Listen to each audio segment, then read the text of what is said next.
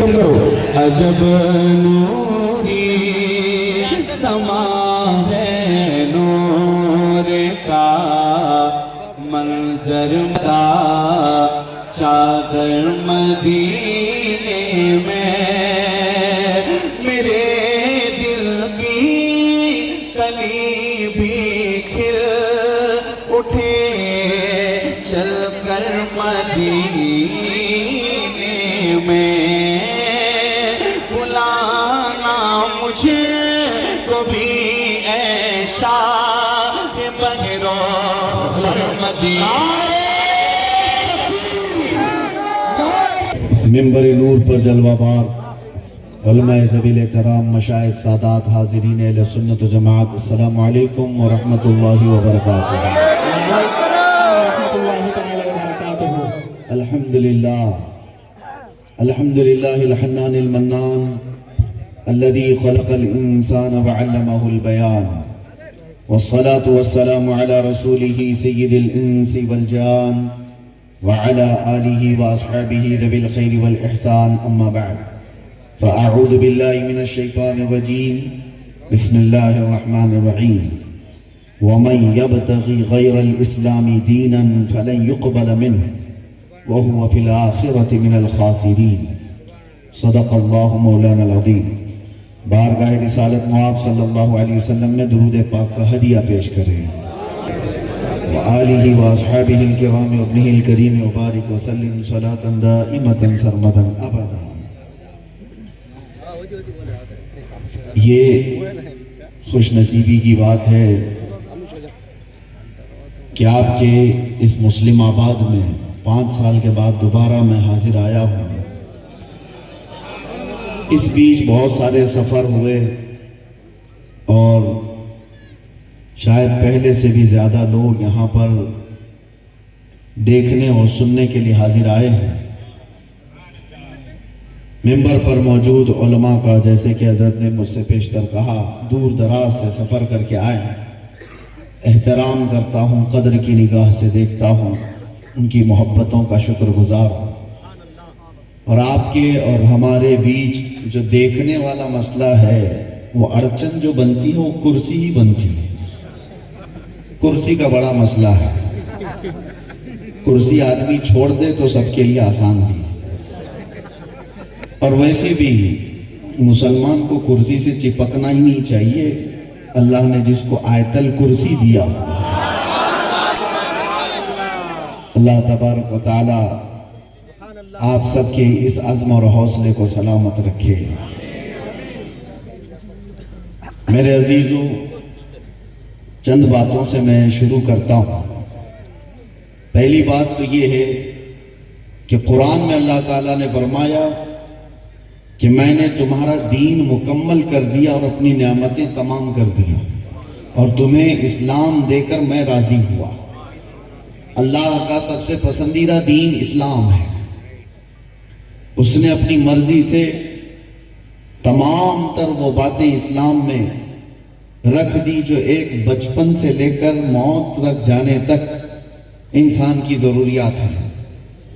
اور قرآن میں اللہ نے یہ فرمایا جو اسلام چھوڑ کر دوسرے دین کی طرف جاتا ہے وہ قیامت کے دن بڑے گھاٹے میں اٹھایا جائے گا۔ شروعات ہم اپنے سے کرتے ہیں کہ پہلی بات یہ آپ سمجھ لیں اسلام کچرے کا مذہب نہیں ہے۔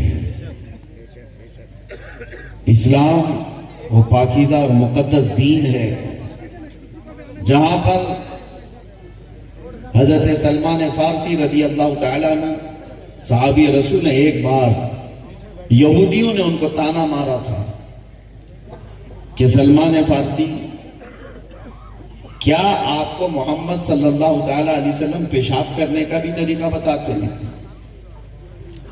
ان کے اعتبار سے یہ حیا کی چیز تھی، یہودی یہ سمجھتے تھے خود بے حیا ہے۔ اور صحابی رسول نے کہا ہاں مجھے فخر ہے اس بات پر کہ اسلام نے کسی بھی گوشے کو تشنا نہیں چھوڑا، ہمیں استنجا کا سلیقہ بھی بتایا گیا ہے، پیشاب سے پاک ہونے کا طریقہ بھی بتایا گیا ہے۔ تو یہ وہ دین ہے جس میں کوئی شوشہ چھوڑا نہیں گیا۔ سب سے پہلے ہمارے گھروں سے شروعات ہو. جس دین کو اتنا پاکیزگی کے ساتھ اللہ تعالیٰ نے ہمیں عطا کیا، کیا وہ ہمارے جسموں کو اور ہماری روح کو بھی آج پاک رکھا ہے یا نہیں؟ یا پھر ہم نے اپنے اوپر اسلام کو نافذ کیا ہوا ہے یا نہیں؟ سب سے بڑی بات یہ ہے کہ جس کے تم فالوور ہو، جس کے تم پیروکار ہو، تمہارے چہرے سے، تمہارے جسموں سے اس کی جھلک آنی چاہیے، پتہ چلنا چاہیے. کہنے کو مسلمان ہو اور کہیں سے نظر نہیں آتا تو پھر جھوٹ بولتا ہے. اسلام کو اس نے اپنے اوپر نافذ کیا نہیں. میں نے اپنی تقریر کو شروع اس لیے ان لفظوں سے کیا کہ ہمارا دین کچرے کا دین نہیں ہے، اسراف کا دین نہیں ہے. حتیٰ کہ میں ان نوجوان بچوں سے یہ بھی کہتا ہوں، بڑے چاہ سے، بڑی محبتوں سے آپ نے پھولوں کی برسات کی ہے. میں بھی آنے کے وقت یہی پوچھتا آ رہا تھا، پتہ نہیں کتنے کلو پھول لائے گئے اور راستوں پر اڑا دیے گئے. یہ میرے دین کا حصہ نہیں ہے کہ آپ مجھ جیسے پر یا ہماری گاڑی پر پھولوں کی برسات کریں. ہم اس کی خواہش بھی نہیں، تقسیم کریں تو ایک ایک لقمے کا ثواب ہے،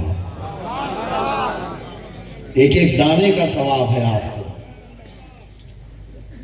ہزاروں روپیے ان تمام چیزوں میں خرچ کر دیتے ہیں تو تھوڑی سی اپنی مینٹلٹی، اپنی ذہنیت کو بدلنے کی کوشش کریں.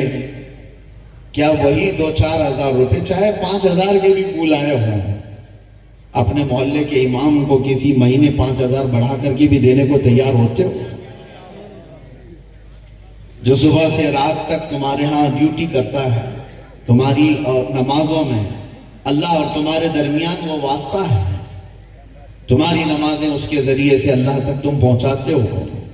وہ ٹھنڈیوں میں، گرمیوں میں، بارشوں میں فجر کی پابندی کرتا ہے. تو یہ تھوڑی سی ذہنیت تبدیل کرو. اسراف کرنے کا یہ دین نہیں ہے، بے جا خرچ کرنے کا یہ دین نہیں ہے. حضور پاک صلی اللہ تعالیٰ علیہ وسلم کے پاس ایک صحابی آئے تھے، ان کو شادی کرنی تھی، مال نہیں تھا، تو حضور نے ان کو بھیجا کہ عثمان غنی کے پاس جاؤ. ظاہر سی بات ہے، بڑے مالدار. حضرت عثمان غنی کے پاس وہ غریب صحابی اپنے شادی کا مال لینے کے لیے آئے تھے کہ مجھے شادی کی ضروریات جو بھی ہیں وہ عثمان غنی سے لے دو. آئے تو دروازے پر ہی ابھی کھڑے تھے کہ اندر سے حضرت عثمان غنی کی گرجدار آواز آ رہی تھی. وہ کسی کو ڈانٹ رہے تھے، غصے میں ڈانٹ رہے تھے. اور ظاہر سی بات ہے، باہر سے آیا ہوا آدمی گھر والے کے ہاؤ بھاؤ دیکھتا ہے، مزاج اچھا ہے، موڈ اچھا ہے تو بات کرے گا. اور باہر سے کھڑے ہوئے غریب صحابی نے دیکھا حضرت عثمان بڑے غصے میں کسی کو ڈانٹ رہے ہیں. کان لگا کے سنا تو وہ اپنے غلام کو ڈانٹ رہے تھے. کس بات پہ ڈانٹ رہے تھے؟ کہ اس نے چراغ میں بتی زیادہ کر دی تھی، تیل زیادہ جل رہا تھا. تیل زیادہ جل رہا تھا، چراغ کی بتی لمبی ہو گئی تھی. اس پر اپنے غلام کو ڈانٹ رہے تھے. اس غریب صحابی نے باہر سے کھڑے کھڑے سنا اور اس کے بعد واپس پلٹ گئے. یہ چراغ میں تھوڑی بتی زیادہ ہو گئی، اس پر اپنے غلام کو ڈانٹ رہے، میری شادی کا خرچہ کہاں دیں گے؟ واپس چلے گئے. دوسرے دن پھر آئے، کیونکہ رسول اللہ صلی اللہ علیہ وسلم نے بھیجا تھا.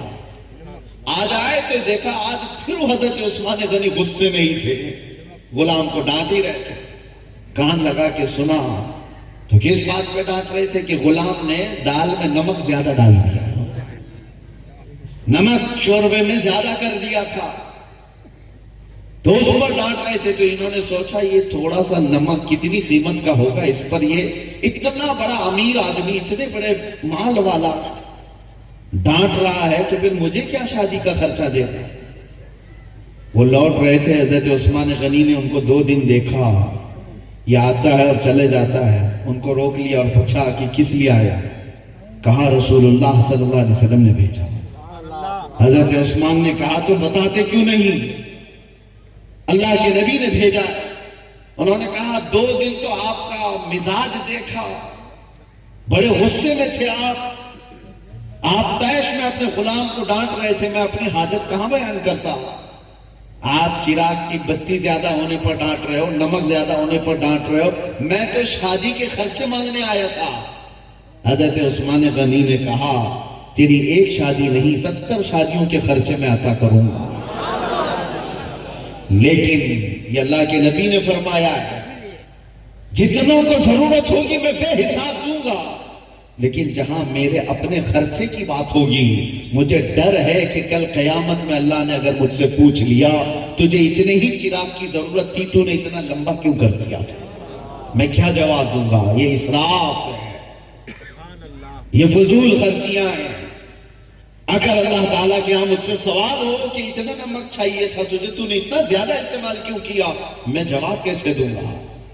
تو یہ اسلام ہے میرے عزیزوں. ہم ان تک تو نہیں پہنچ سکتے, لیکن عزیزان گرامی میں روک تو سکتا ہوں بہت سارے اسراف سے, فضول چیزوں سے, لا یعنی خرچوں سے. اسی لیے شادیوں میں بھی آج ہم دیکھتے ہیں شادیاں مشکل کیوں ہو گئی آج.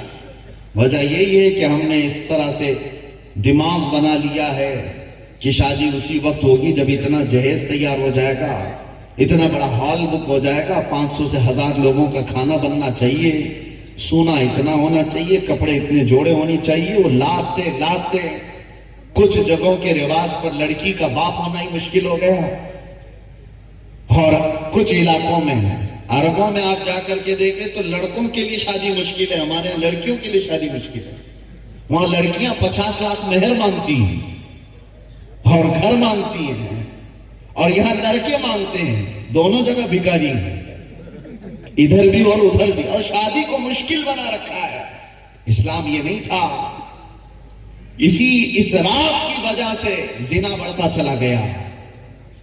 اللہ کے نبی صلی اللہ علیہ وسلم نے کیا فرمایا تھا, نکاح کو اتنا آسان کر دو کہ زنا کرنا مشکل ہو جائے. مگر ہم نے اس کا الٹا کر رکھا ہے, نکاح کو اتنا مشکل بنا دیا ہے کہ نوجوان زنا کے راستے پر چلا گیا. تن آسانی دیکھا, کم خرچے میں چیزیں اس کی سکون کی مل جاتی ہیں.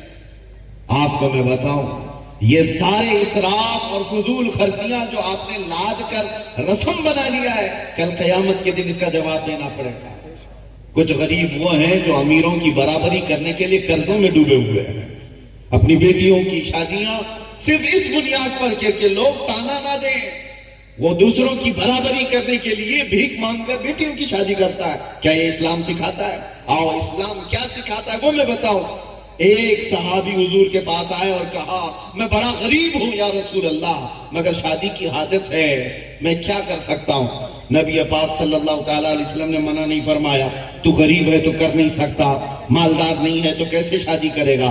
حضور نے فرمایا ٹھیک ہے جا, میں مدینے کے کسی انصار صحابی کی بیٹی سے تیرا نکاح کر دوں گا, لیکن جا مہر میں دینے کے لیے ایک چاندی کی انگوٹھی لا سکتا ہے.